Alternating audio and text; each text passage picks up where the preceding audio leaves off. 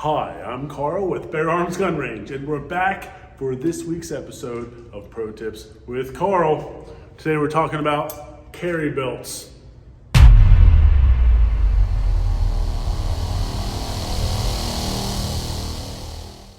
Okay, so I think the importance of a good carry belt or an EDC belt, an everyday carry belt, is extremely underestimated. A lot of folks think that you can get away with carrying a gun on a belt that you buy from any old box store. It's not necessarily designed for it, and people do get away with doing that every single day. But they pay the price.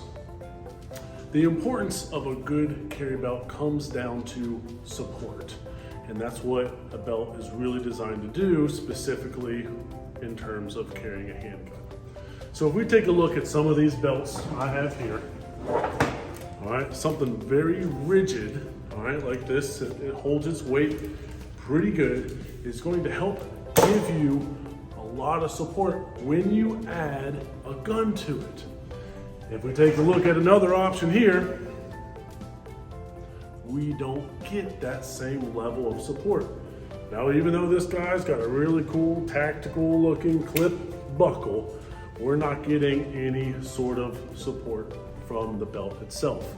And the only way I should say that we can get support from a floppy belt like this is by cinching it down extremely tight against the body, and this makes it extremely uncomfortable, or at least it would for me.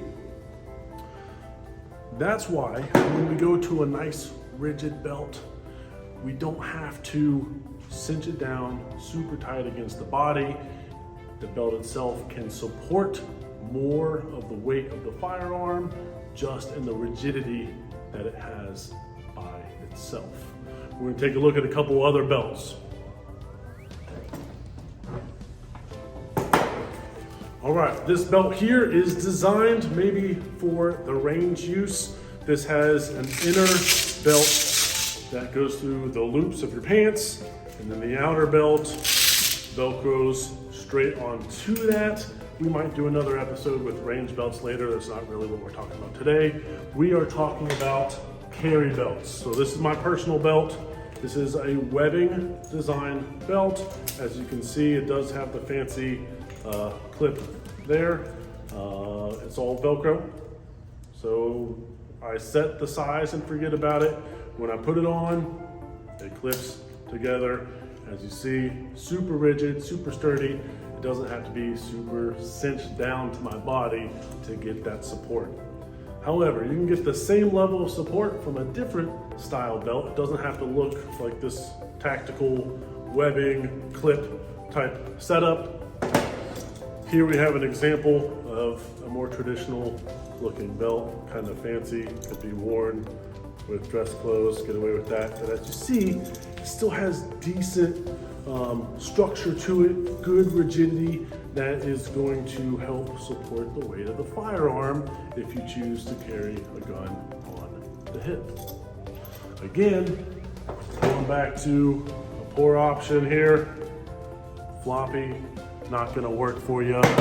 And again, those belts that you find at your big box stores, they may seem like they do a good job when you're playing with them there at the store, or when you first start wearing them, they might seem to add a good level of support for you.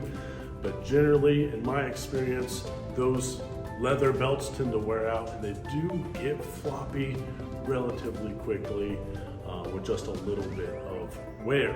And then you just find yourself tightening the belt even further and even further so it can support your firearm. So my recommendation is find a good belt for you, one that's specifically designed for carrying a gun.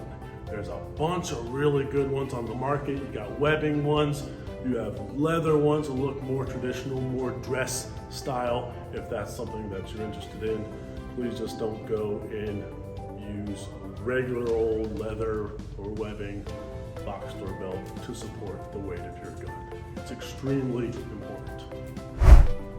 All right, let's take a closer look at what we're working with here. So here we have a webbing design belt. So the material of the belt itself is one piece of webbing. Oftentimes it's two pieces of webbing with another layer sewn in on the inside. And as you see, it supports itself really well. And when you add weight to it, it supports the weight of that. A lot of these webbing belts have what they call a Cobra Buckle. I don't know if y'all can see that real well. The Cobra Buckle is a quick detach design. It's got two little release mechanisms here that have to be engaged together to release the buckle. And then if only one of them is engaged, it still holds together pretty good, super solid, super strong. Let's take a look at a leather belt. Okay, here we have a good example of a quality leather belt. This is on the outside, a nice piece of quality leather. However, on the inside, we have a little bit of nylon webbing. It is also Kydex or polymer reinforced. So that means there is a thin layer of plastic running on the inside that you can't see that helps support this belt and gives it a lot of its rigidity. And here up front, you have your traditional belt buckle. Really stylish, looks good, even with dress wear. Something you can get away with. Black, brown, you decide.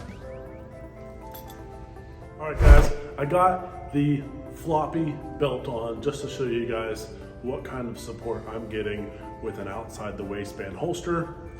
As you can see here, I'm using a training firearm, which isn't quite the same weight as an actual firearm with ammunition in it. I have this belt set up so it's pretty tight enough to hold my pants up. However, you can see I'm getting a lot of flex and wiggle in the firearm. It's pretty dingly dangly, and that can be a retention issue, and then of course a safety issue down the road. So the way to fix this with this type of belt is I would have to cinch down the belt even further to the point where it's going to be extremely uncomfortable against my body, and the gun itself will be squeezed up against my body. And that's the only way I can get that level of support. All right, I'm going to switch out to another belt that's going to be a little bit more rigid than the floppy belt, and we'll see what it looks like. All right, we switched it out. Wardrobe change. I now have one of these leather belts on that have the polymer band running through it. Same setup, same holster, again with the training gun.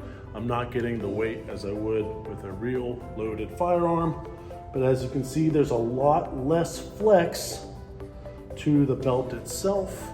It's not super tight against my body. It's pretty comfortable, much more rigid, less chance of the gun flopping out of the holster, much less dingly dangly. And forward, backward, still got a little bit of wiggle here, but it's not too bad. Let's take a look at one of the stiff webbing belts. Okay, one more time. I have my own personal webbing belt on now. Nice and stiff, got the same holster, same plastic trainer gun. As you see, not super tight against my body.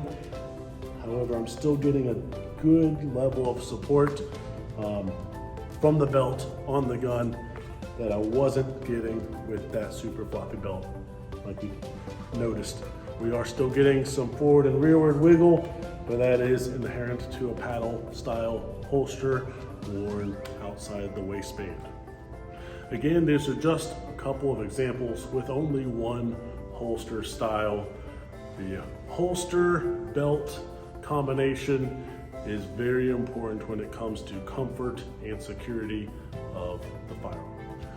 All right, guys, I hope you enjoyed today's lesson and learned something cool about belts. If you have any questions regarding cool brands, things I like, things I recommend, go ahead and give us a comment below. Or you can call into the shop, talk to me in person, or you can just swing on by and grab yourself a bite to eat over next door at Bombshells. And if you're interested in snagging yourself some cool Bare Arms apparel like I'm wearing today, swing on by batradingco.com. Get yourself some cool shirt, cool gear. We make it all. That's it for today. We'll see you all next time.